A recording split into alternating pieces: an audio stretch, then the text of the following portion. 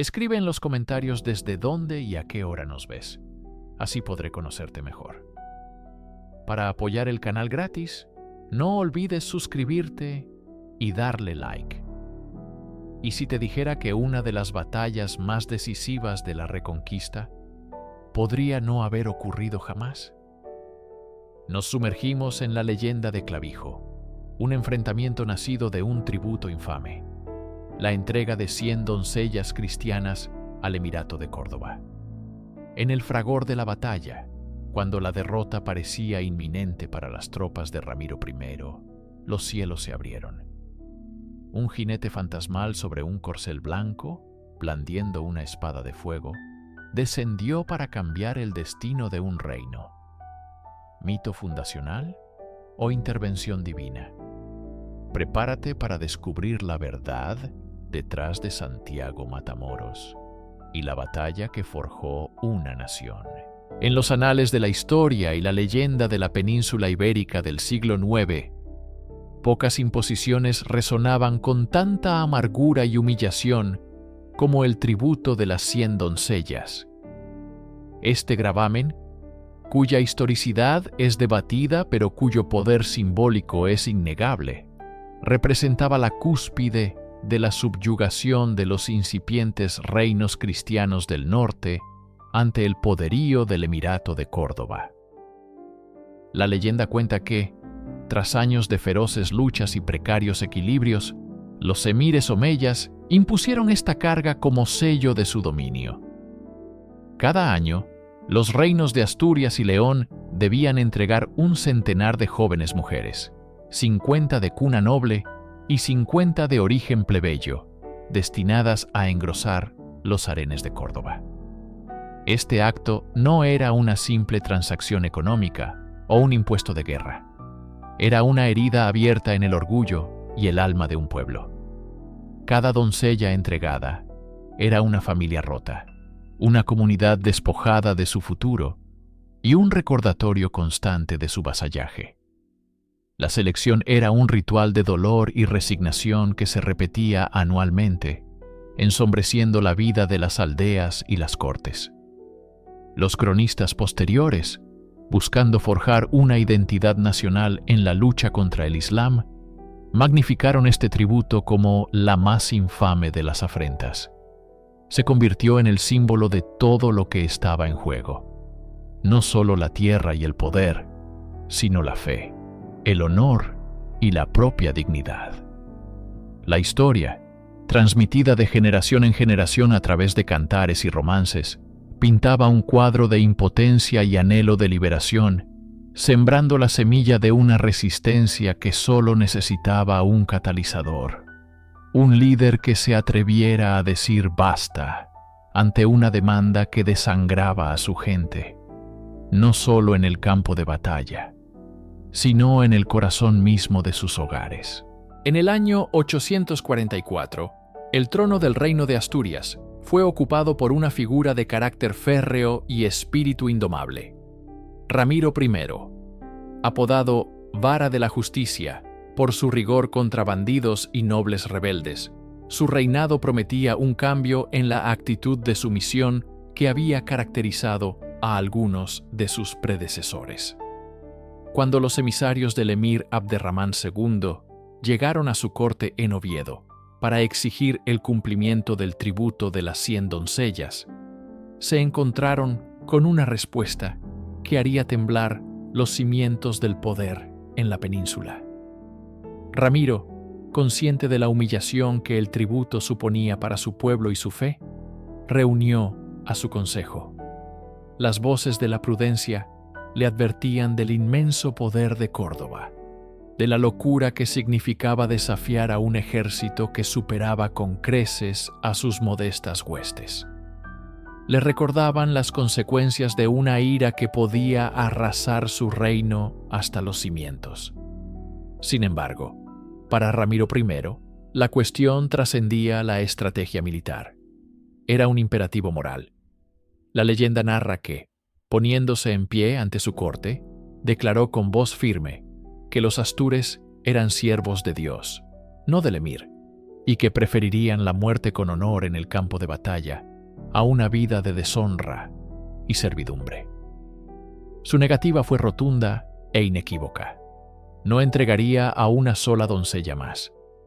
Este acto de desafío no fue una simple decisión política. Fue una declaración de soberanía, una afirmación de la identidad cristiana y un grito de guerra. Ramiro sabía que sus palabras eran una sentencia de conflicto. Al negarse a pagar el tributo, no solo rompía un pacto de vasallaje, sino que arrojaba un guante directamente al rostro del hombre más poderoso de Al-Ándalus. La suerte estaba echada. El rey de Asturias había elegido el camino de la confrontación, y ahora todo su reino debía prepararse para la inevitable tormenta de fuego y acero que se avecinaba desde el sur.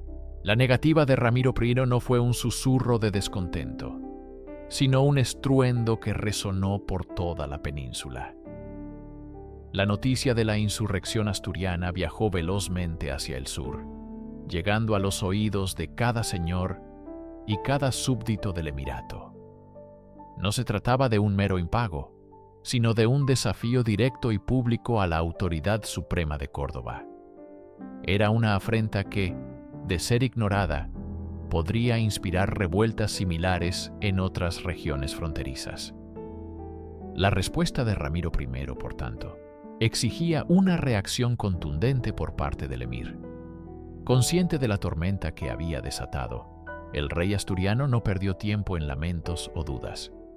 Inmediatamente, se dio la orden de movilización general en todo el reino. Mensajeros a caballo galoparon por los valles y montañas, desde las costas de Galicia hasta los confines de Cantabria, portando el llamado a las armas. Los nobles, obligados por su juramento de fidelidad, comenzaron a reunir a sus mesnadas. Los campesinos abandonaron sus arados para empuñar lanzas y hachas. En las forjas de los pueblos, el martillo golpeaba el yunque día y noche, reparando viejas cotas de malla y afilando las hojas de las espadas. Los pequeños monasterios e iglesias de piedra se convirtieron en centros de fervor espiritual, donde los monjes oraban por la victoria y bendecían a los hombres que partían a la guerra.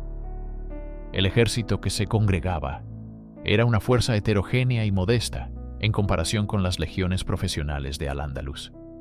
Eran pastores, agricultores y artesanos, liderados por una nobleza guerrera, unidos no por la paga, sino por la defensa de su fe, sus familias y su tierra. El desafío había sido lanzado, y la atmósfera en Asturias era de una tensión palpable, una mezcla de miedo ante el poderío enemigo y una exaltación decidida. Sabían que se enfrentaban a un gigante, pero la humillación del tributo había sido reemplazada por la firme resolución de luchar. En la opulenta y refinada Córdoba, capital del Emirato y una de las ciudades más grandes y cultas del mundo, la noticia de la rebeldía asturiana fue recibida primero con incredulidad y luego con una ira gélida. Abderramán II, el emir omeya, era un gobernante de inmenso poder, un mecenas de las artes y las ciencias, pero también un estratega militar implacable que no toleraba la insubordinación. La negativa de un reyesuelo cristiano de las montañas del norte a pagar un tributo establecido era más que un inconveniente. Era un insulto personal y una amenaza a la estabilidad de su autoridad. Permitir que tal acto de desafío quedara sin castigo sentaría un precedente peligroso para otras regiones sometidas. La corte cordobesa, un hervidero de intrigas y lujo, se transformó en un consejo de guerra. Abderramán II, rodeado de sus generales y visires, no dudó en su respuesta. La ofensa debía ser lavada con sangre y el reino de Asturias aplastado como ejemplo para todos. La maquinaria bélica de Al-Ándalus, una de las más formidables de su tiempo, se puso en marcha. Se emitieron órdenes para reunir un ejército de castigo, una fuerza abrumadora, diseñada no solo para ganar una batalla, sino para aniquilar la resistencia. Tropas veteranas de las marcas fronterizas, mercenarios bereberes del norte de África, la temida caballería ligera andalusí y cuerpos de infantería bien equipados comenzaron a concentrarse. La logística para una campaña de tal envergadura era monumental, movilizando recursos de todo el emirato. La intención era clara: marchar hacia el norte, encontrar al ejército de Ramiro y destruirlo por completo, para luego saquear Oviedo y recordar a los cristianos el precio de la arrogancia. La ira de Abderramán II se había materializado en un ejército formidable que avanzaba hacia el norte como una marea imparable, un instrumento de poder y venganza, listo para caer sobre el pequeño y desafiante reino de Asturias. La negativa de Ramiro I a pagar el infame tributo de las 100 doncellas fue más que una declaración. Fue un llamamiento a las armas que resonó por todos los valles y montañas del incipiente reino. La noticia de la afrenta al emir de Córdoba se extendió como un reguero de pólvora, y con ella la inevitable certeza de una represalia. Consciente de que había despertado a un gigante, el rey asturiano ordenó la leva general de todas sus fuerzas. No se trataba de un ejército profesional y unificado como el de su enemigo, sino de un mosaico de lealtades y obligaciones feudales. Desde las escarpadas costas de Galicia hasta las llanuras recién pobladas de Castilla, pasando por el corazón montañoso de Asturias y los feudos de León, los nobles respondieron a la llamada de su señor.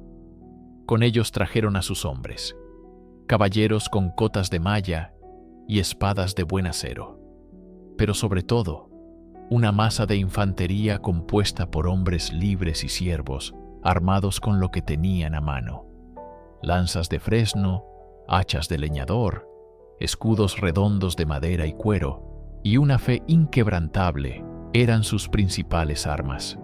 La motivación era un poderoso combustible. Para muchos era una cuestión de honor y lealtad a su rey. Para otros era la defensa de sus hogares y familias. Pero para todos era una cruzada para poner fin a una humillación que pesaba sobre sus conciencias y amenazaba a sus hijas y hermanas. Mientras las columnas de hombres avanzaban hacia el sur, convergiendo en un punto de reunión designado, el aire se llenaba de oraciones y del sonido del acero siendo afilado. Sabían que se enfrentaban a un enemigo superior en número, en equipo y en disciplina, pero en sus corazones ardía la convicción de una causa justa. Este ejército heterogéneo, forjado en la adversidad, representaba la última esperanza del reino.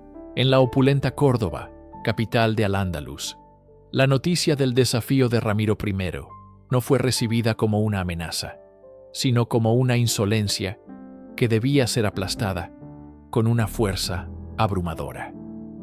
El emir Abderramán II, un gobernante conocido tanto por su mecenazgo cultural como por su poderío militar, no escatimó en recursos para organizar una expedición de castigo. El ejército que reunió no se parecía en nada a la leva cristiana. Era la personificación del poder militar andalusí, una máquina de guerra profesional, disciplinada y magníficamente equipada. Su núcleo estaba formado por soldados regulares árabes y bereberes, veteranos de innumerables campañas, cuya lealtad al emir era absoluta. A ellos se unían contingentes de mercenarios de élite, como los temidos eslavos o Sakaliba, que servían como guardia personal del emir y formaban unidades de infantería pesada de choque. La caballería era su mayor orgullo.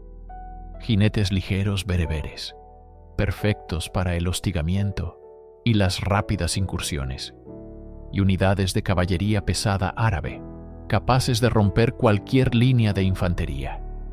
Sus armas brillaban bajo el sol andaluz.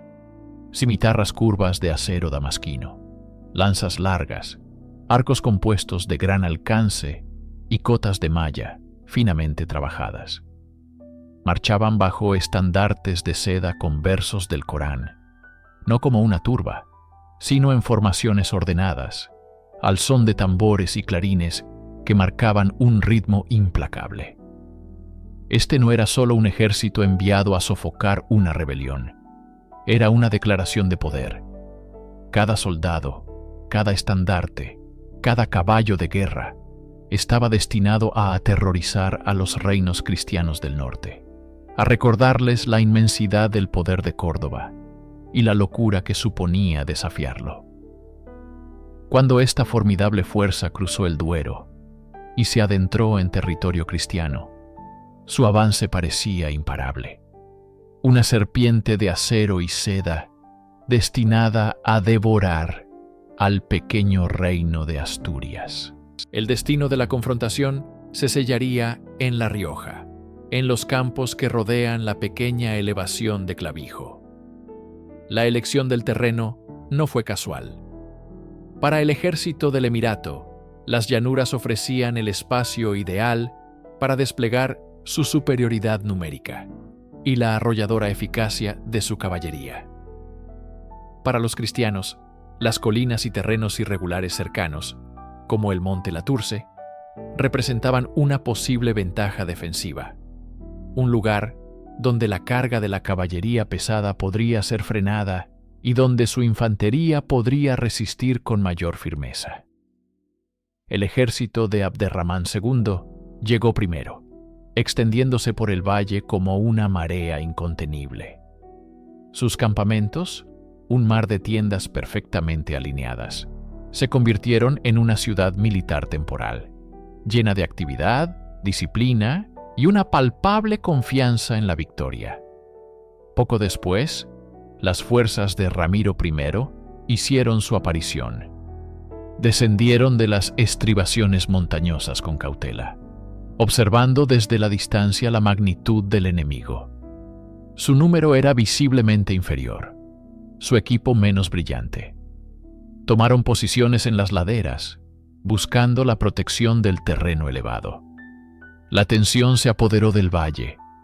El silencio de la noche era roto únicamente por el relincho de los caballos, el lejano sonido de un martillo en una forja de campaña y las oraciones susurradas en ambos campamentos.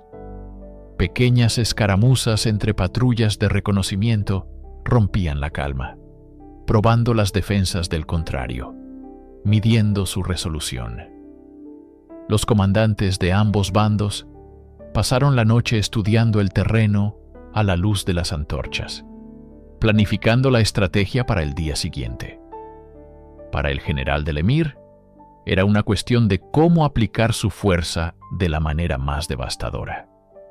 Para el rey Ramiro, era una lucha por la supervivencia, buscando cualquier debilidad, cualquier oportunidad, por pequeña que fuera, para contrarrestar el poder abrumador que se cernía sobre él y su reino. El alba revelaría qué plan prevalecería. Con las primeras luces del día, el aire quieto del valle de Clavijo fue desgarrado por el sonido de los cuernos de guerra del Emirato.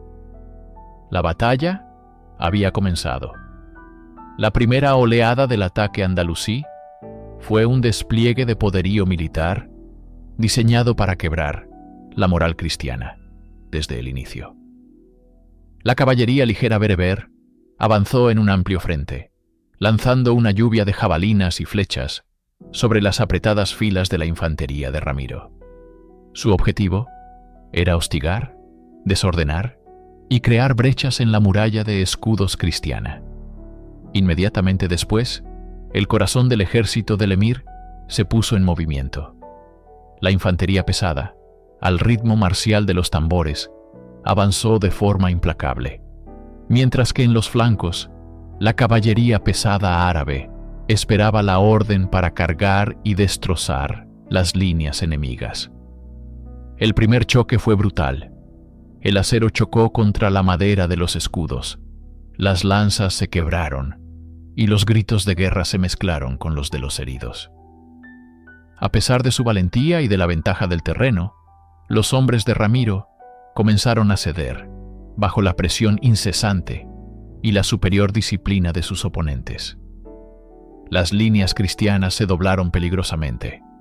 En varios puntos, la formación se rompió y los soldados andalusíes se infiltraron, sembrando el caos y la muerte. Ramiro I, observando desde su posición de mando, comprendió la cruda realidad.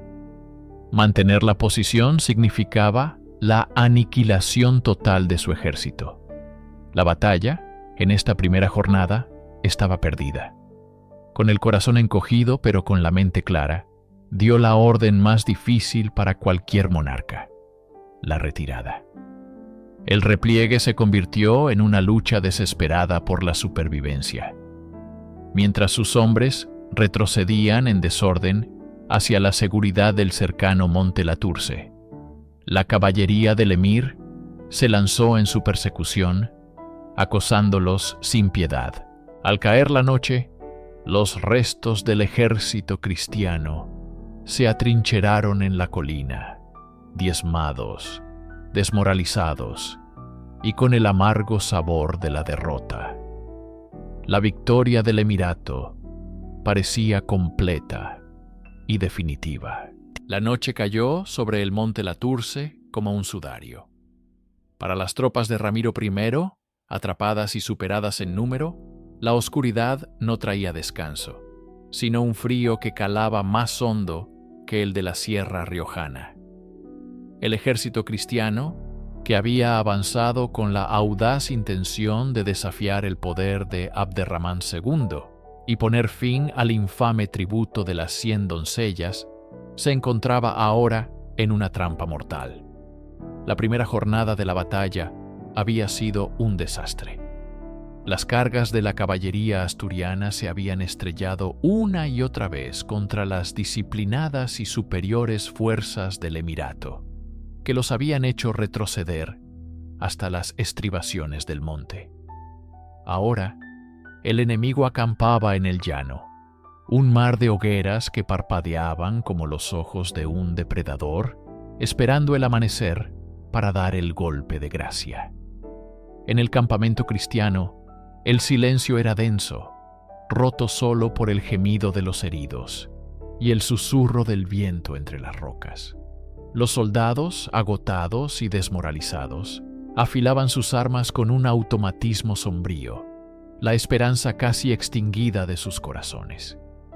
Veían las siluetas de sus compañeros, rostros curtidos por el sol y la guerra, ahora ensombrecidos por la certeza de la derrota.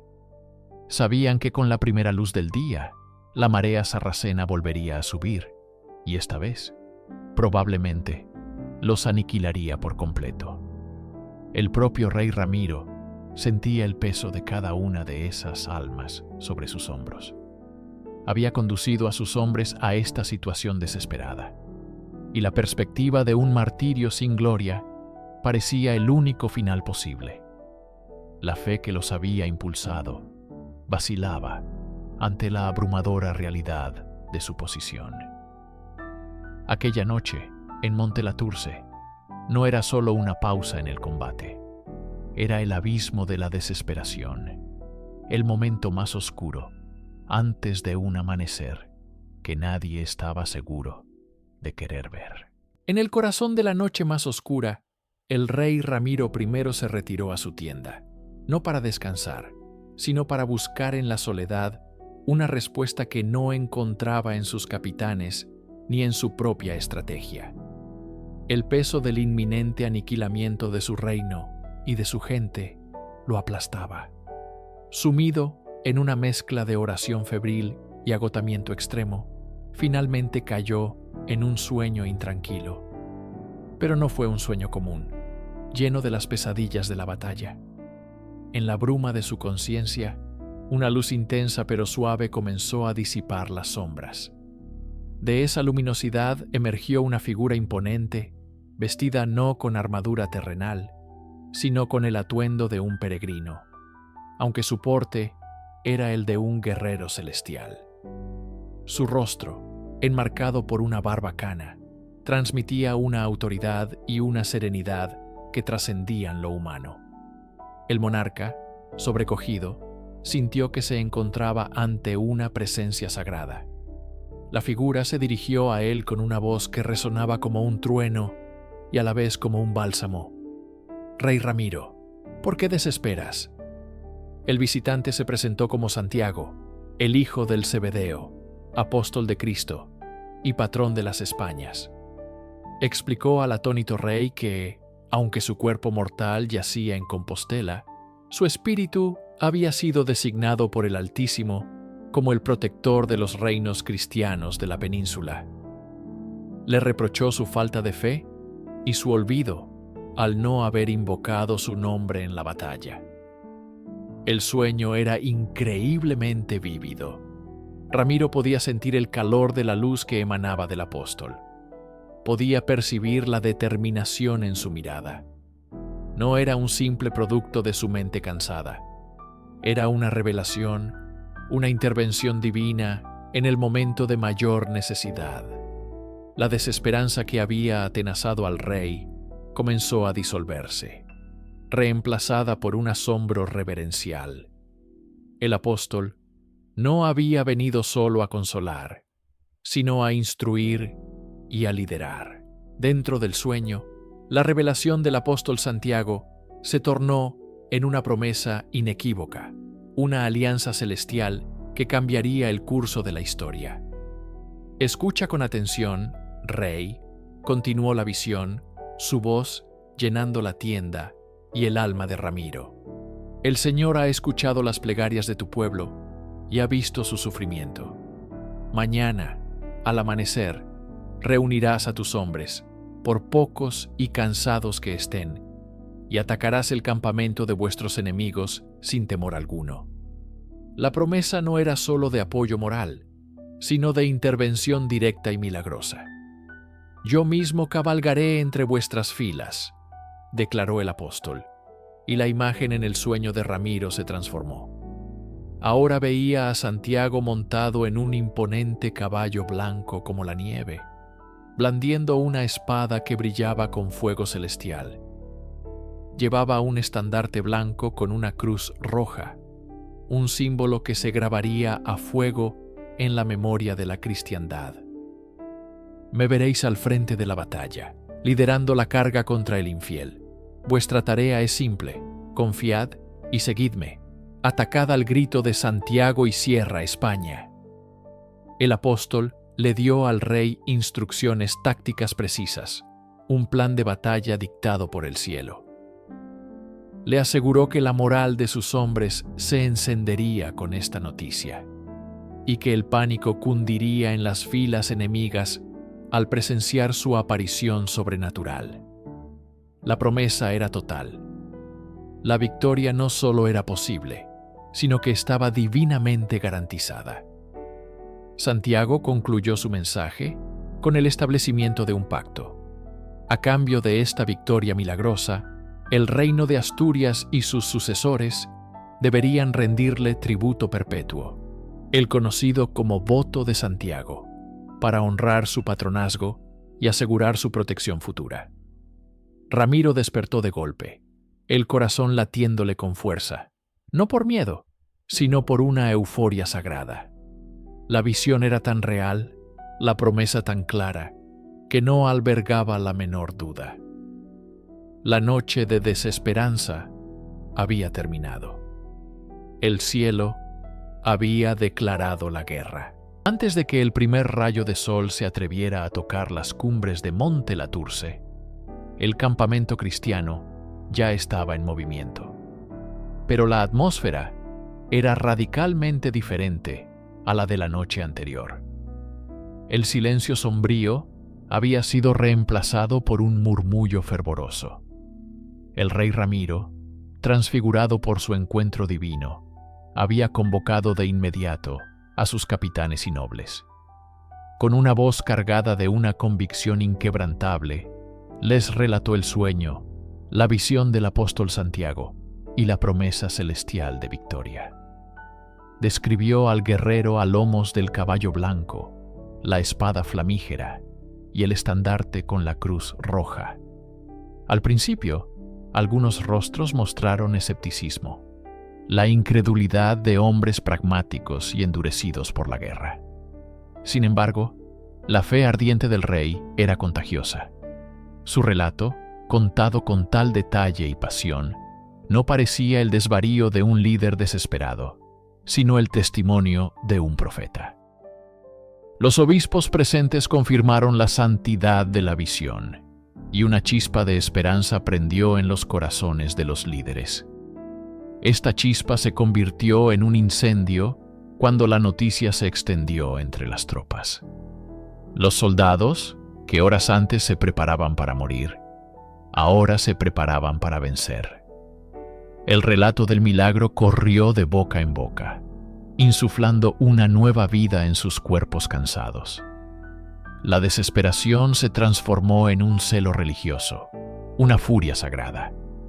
Afilaban sus espadas no con resignación, sino con anticipación. Se ajustaban las armaduras mientras rezaban, no por salvación en el más allá, sino por fuerza para la victoria en el aquí y el ahora. Al mirar hacia el llano, el vasto ejército de Abderramán II ya no parecía una fuerza invencible, sino una horda de infieles condenada por el cielo.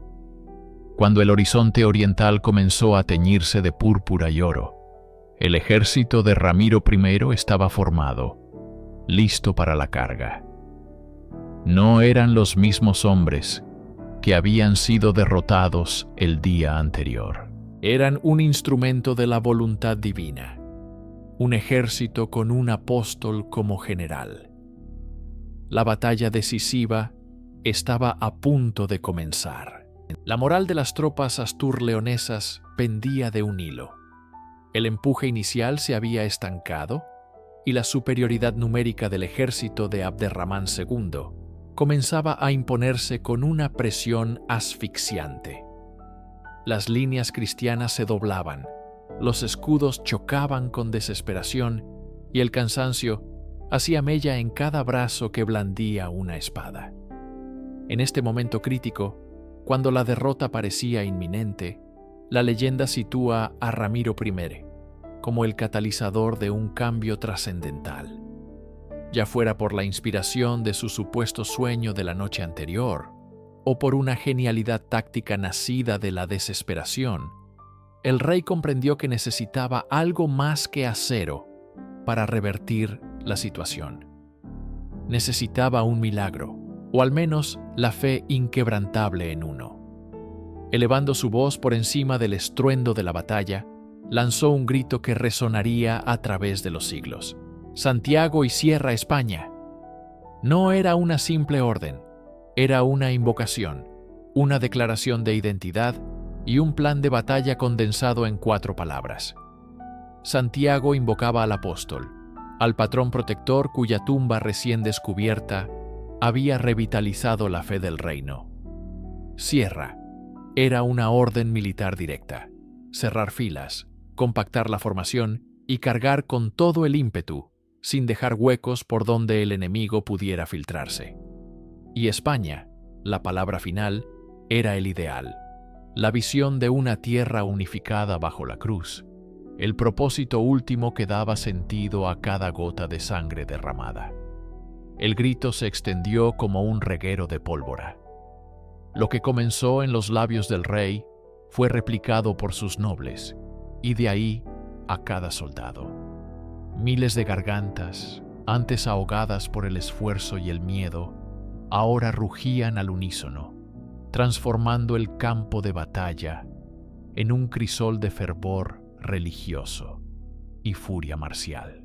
Apenas el eco del grito de guerra, «Santiago y cierra España», comenzó a desvanecerse. El mito y la realidad colisionaron de la forma más espectacular imaginable. En el punto más álgido de la contienda, donde la presión sarracena era más intensa, una luz cegadora, antinatural bajo el sol de La Rioja, rasgó el cielo.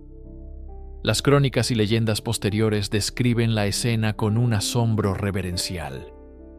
De entre aquel resplandor celestial surgió una figura imponente, montada sobre un majestuoso caballo blanco como la nieve. No era un rey ni un noble terrenal. Su armadura brillaba con un fulgor propio, y en su mano no portaba una espada común, sino una que parecía forjada con la misma luz de la que había emergido. En su otra mano, o en el estandarte que ondeaba sobre él, lucía una cruz roja, símbolo de su martirio y de su nueva misión. Era Santiago Apóstol, el humilde pescador de Galilea, transfigurado en Santiago Matamoros, el guerrero celestial enviado para defender a su pueblo. Para las tropas cristianas, la visión fue una epifanía. El miedo se evaporó, reemplazado por una certeza absoluta en la victoria.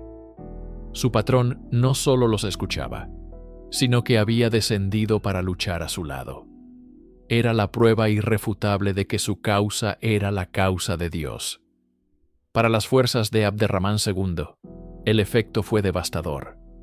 Un pánico supersticioso se apoderó de sus filas. ¿Cómo luchar contra un fantasma, contra un Dijn, o espíritu del cielo que se movía entre ellos, con una velocidad y una furia sobrenaturales? El jinete blanco no era un simple refuerzo.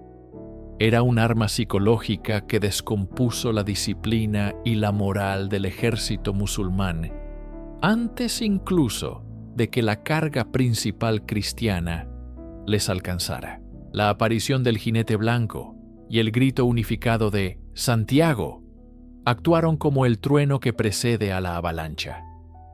La energía en el campo de batalla cambió de forma instantánea y violenta. Las vacilantes líneas asturleonesas, que momentos antes estaban al borde del colapso, se solidificaron en un muro de acero y fe. La orden Sierra se ejecutó con una precisión brutal. Los hombres se agruparon hombro con hombro, escudo con escudo, creando una masa compacta e impenetrable. Y entonces, con un rugido ensordecedor que ahogó cualquier otro sonido, la carga comenzó. Ya no era una defensa desesperada, sino un asalto total, una marea humana impulsada por la convicción divina. La infantería en el centro avanzó como una falange imparable, sus lanzas erizadas creando un bosque de muerte. En los flancos, la caballería, con el propio Ramiro I y sus nobles a la cabeza, bajó las lanzas y espoleó a sus monturas, convirtiéndose en una cuña destinada a romper y dispersar. El impacto fue cataclísmico. La primera línea del ejército de Abderramán II, ya desmoralizada por la aparición celestial, se hizo añicos. La cohesión que les había otorgado la ventaja se desvaneció, y las formaciones se disolvieron en grupos de hombres que luchaban por su propia supervivencia. La carga cristiana no se detuvo.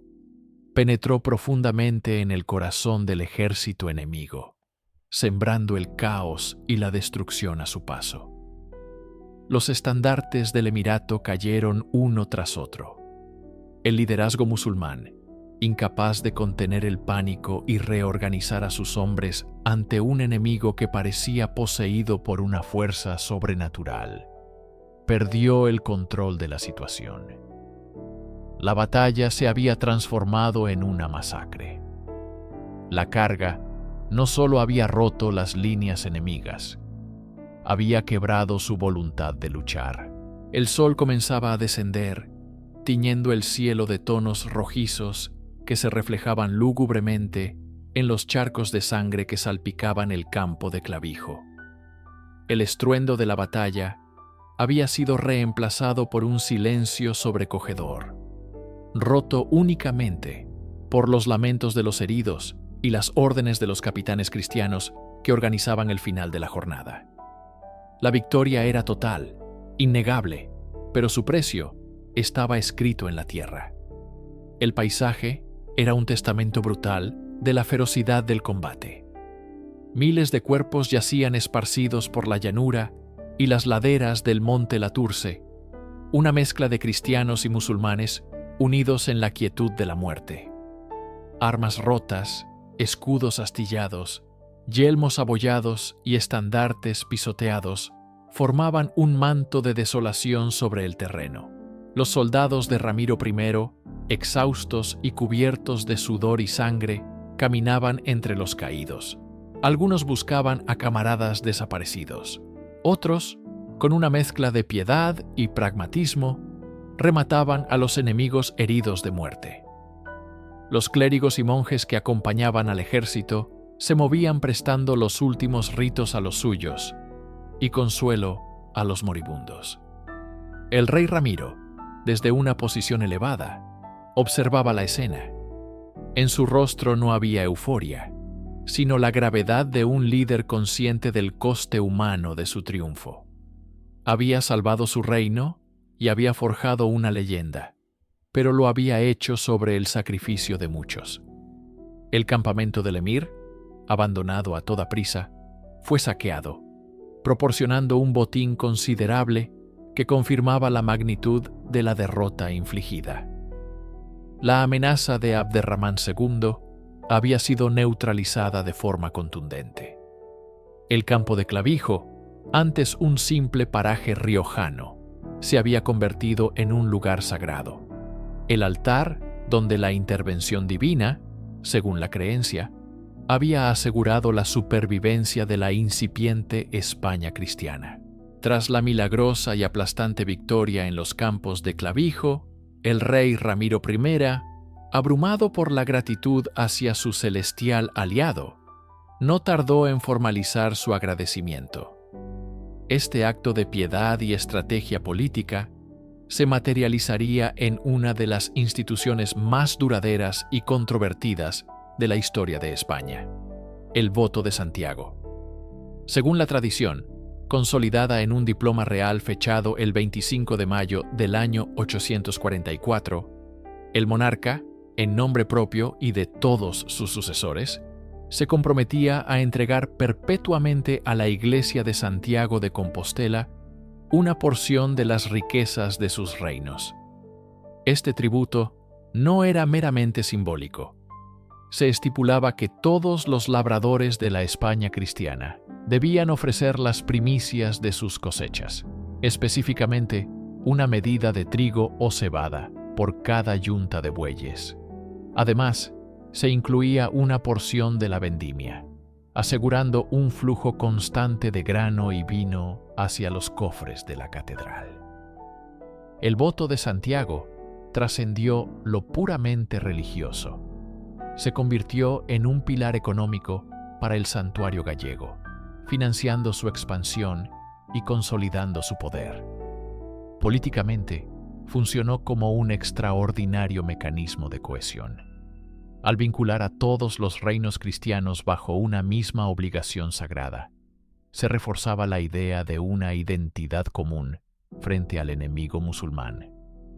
Cada cosecha recogida, cada medida entregada, era un recordatorio tangible de la victoria de Clavijo y de la protección divina que amparaba la causa de la Reconquista. Este impuesto eclesiástico, justificado por la intervención directa de un santo en batalla, entrelazó de forma inextricable la fe, la guerra y la economía, sentando las bases de un sistema teocrático militar que impulsaría a los reinos del norte durante siglos. La batalla de Clavijo y la aparición de Santiago no fueron simplemente un relato de guerra. Fueron los cimientos sobre los que se construyó un poderoso mito fundacional para la España cristiana. En un momento de fragmentación y vulnerabilidad, los reinos del norte necesitaban desesperadamente un relato que les confiriera un propósito divino y una identidad unificada. Clavijo proporcionó exactamente eso. La narrativa se difundió con una eficacia asombrosa a través de crónicas monásticas, cantares de gesta recitados por juglares y, sobre todo, a través del arte religioso que adornaba iglesias y monasterios. La imagen de Santiago Matamoros, el apóstol pacífico transformado en un guerrero implacable a lomos de un corcel blanco, se convirtió en un icono omnipresente. Este arquetipo del santo guerrero ofrecía un contrapunto perfecto a la yihad islámica, dotando a los combatientes cristianos de su propia versión de la Guerra Santa. La Reconquista dejaba de ser una simple lucha por el territorio para convertirse en una cruzada sancionada por Dios, una misión sagrada para restaurar la fe cristiana en la península. Este mito servía a múltiples propósitos. Legitimaba el poder de los reyes, que gobernaban bajo el amparo del apóstol. Justificaba la expansión territorial y las duras exigencias de la guerra. Y, lo más importante, forjaba un sentimiento de destino colectivo, una creencia inquebrantable en que su causa era justa y que la victoria final, aunque lejana, estaba garantizada por el favor celestial. Clavijo se convirtió en el episodio cero de la nación española, un momento legendario donde el cielo y la tierra se unieron para trazar el curso de la historia, transformando a un grupo de reinos aislados en la vanguardia de la cristiandad. A medida que la euforia del mito da paso al escrutinio de la historia, surge una pregunta ineludible. ¿Sucedió realmente la batalla de Clavijo? La respuesta de la historiografía moderna es, con una certeza casi absoluta, que no. No existe ni una sola crónica contemporánea, ni cristiana ni musulmana, que mencione un enfrentamiento de tales características en Clavijo en el año 844. Las fuentes árabes, meticulosas en sus registros de campañas y batallas, guardan un silencio absoluto. El documento clave que sustenta toda la narrativa, el llamado Privilegio de los Votos de Ramiro I, ha sido desenmascarado por los expertos como una falsificación. No fue redactado en el siglo IX, sino en el siglo XII, muy probablemente por el clero de la Catedral de Santiago de Compostela. ¿El objetivo? Dar una base legal y un origen divino al voto de Santiago, un impuesto que, para entonces, ya era una fuente de ingresos fundamental para la archidiócesis. La batalla, por tanto, no sería un hecho histórico, sino una invención retroactiva para justificar un tributo. Sin embargo, calificar a Clavijo simplemente como un fraude sería ignorar su profundo significado. Se trata de una leyenda necesaria. En los oscuros y difíciles siglos iniciales de la Reconquista, los reinos cristianos necesitaban un símbolo potente que les infundiera esperanza y uniera sus esfuerzos. La historia de un apóstol que desciende del cielo para luchar a su lado era el impulso moral perfecto. Proporcionaba una justificación teológica para la guerra y una garantía de la protección divina. La veracidad de los hechos era secundaria frente a la poderosa función que cumplía el relato. Clavijo es el ejemplo perfecto de cómo un mito puede llegar a ser más influyente que la propia realidad, actuando como un catalizador que moldea la conciencia colectiva y el curso de la historia. Aunque la batalla de Clavijo se desvanezca en la niebla de la leyenda, su legado es innegablemente real y ha perdurado a través de los siglos, marcando a fuego la identidad de España. El impacto más inmediato, el voto de Santiago, se mantuvo vigente durante casi 1000 años. A pesar de ser contestado por reyes y nobles a lo largo de la historia, no fue abolido definitivamente hasta el siglo XIX, demostrando el extraordinario poder que la Iglesia de Compostela acumuló gracias a este mito fundacional. Más allá de lo económico, la figura de Santiago Matamoros se consolidó como el patrón de España y de su caballería. Su imagen trascendió la Reconquista y cruzó el Atlántico con los conquistadores. El grito de guerra, Santiago y Sierra España, resonó en los campos de batalla de Europa y en los valles de México y Perú, invocando la misma protección divina que supuestamente se había manifestado en Clavijo. El apóstol guerrero se convirtió en un símbolo de la expansión imperial española, un emblema de la victoria y la fe militante. La historia de Clavijo, enseñada durante generaciones, configuró la autopercepción de la nación como un pueblo elegido, con una misión divina que cumplir. Incluso hoy, despojado de su veracidad histórica, el mito pervive en el imaginario colectivo, en fiestas populares y en el arte. Es un testimonio fascinante del poder de la narrativa para forjar una identidad. Clavijo nos enseña que la historia no solo se compone de lo que sucedió, sino también de lo que la gente necesitó creer que había sucedido. Es el eco de un grito de guerra lanzado en una batalla que nunca ocurrió, pero cuya resonancia ayudó a construir un reino, un imperio y una nación.